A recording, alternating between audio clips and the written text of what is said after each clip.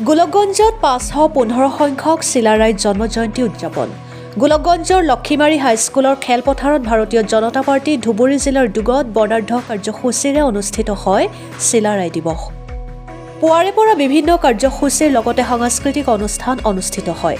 চিলাৰাইৰ প্ৰতিমূৰ্তিত মাল্যাৰ্পণ কৰে OBC মৰ্চাৰ অসম প্ৰদেশ সভাপতি তথা প্ৰাক্তন বিধায়ক অশ্বিনী ৰায় চৰকাৰে। ভাৰতীয় জনতা পাৰ্টিৰ ৰাজ্যিক সভাপতি দিলীপ শইকীয়াৰ নিৰ্দেশত ৰাজ্যৰ ভিন্ন প্ৰান্তত বিজেপিয়ে অনুষ্ঠিত কৰিছে চিলাৰাই দিৱস। পৰৱৰ্তী সময়ত বিশ্ব দৰবাৰত প্ৰতিষ্ঠা কৰাৰ চেষ্টা দল আৰু চৰকাৰৰ। চিলাৰাই দিৱসৰ লগত সংগতি ৰাখি আদৰ্শ খেতিয়ক খেলুৱৈ সংগীত শিল্পীকে ধৰি 16গৰাকী বিশিষ্ট ব্যক্তিক সম্বৰ্ধনা জ্ঞাপন কৰে।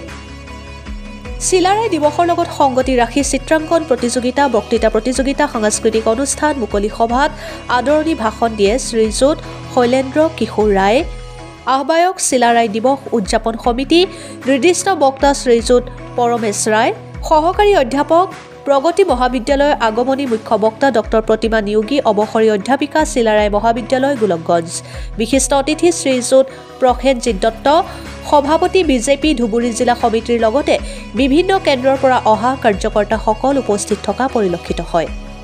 আনহাতে গোলকগঞ্জ চিলাৰাই কলাক্ষেত্ৰত ৫১৫তম বিশ্ব মহাবীৰ চিলাৰাই দিৱস উদযাপন ভাৰতীয় জনতা পাৰ্টি গোলকগঞ্জ সব-জিলাৰ দুগত অনুষ্ঠিত হয় চিলাৰাই দিৱস। এই পবিত্ৰ দিনটোতে বিশ্ব মহাবীৰ চিলাৰাইক শ্ৰদ্ধাৰে স্মৰণ কৰিছে দেশবাসীয়ে। আগমনীৰ পৰা বিজু ৰয়ৰ ৰিপৰ্ট, অৰুণোদয় আছাম।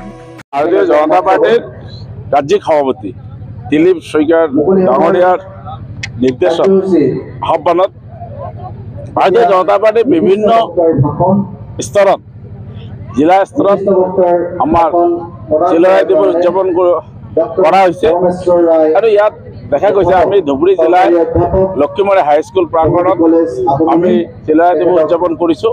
গতিকে ইয়াত ৰাইজ তথা আমাৰ কাৰ্যকৰ্তাসকলে যথেষ্ট উৎসাহেৰে আজি এই দিৱস আমি পালন কৰি আছোঁ আৰু ইয়াত বিশেষভাৱে আমি 15গৰাকী ব্যক্তিক আমি সম্বৰ্ধনা কৰিছোঁ।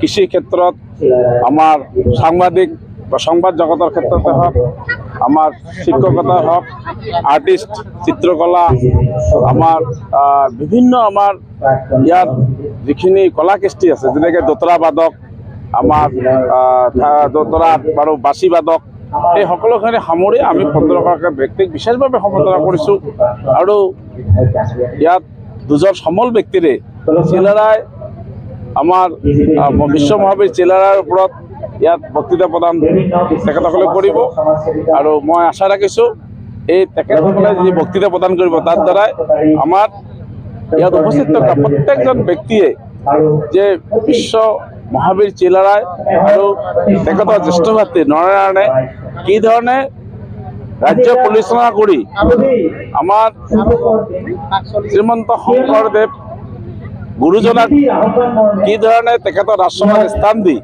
অসমীয়া ভাষা সংস্কৃতিত তেখেতে উদ্যোগত বিস্তাৰ লাভ কৰিছে, সেই কথাখিনি ইয়াত নিশ্চয় আলোচনা হ'ব আৰু অহা দিনত আমি বিশ্ব মহাবীৰ চিলাৰাইক আমি বিশ্ব দৰবাৰত প্ৰতিষ্ঠা কৰাৰ কাৰণে দল আৰু চৰকাৰে এককভাৱে আমি আৰু বেলেগভাৱে উদযাপন কৰিম। যেনেধৰণে আমাৰ মাননীয় মুখ্যমন্ত্ৰীৰ নেতৃত্বত দিল্লীত বীৰ লাচিতৰ দিৱস পালা হৈছে, মই আশা ৰাখিছোঁ দল আৰু চৰকাৰে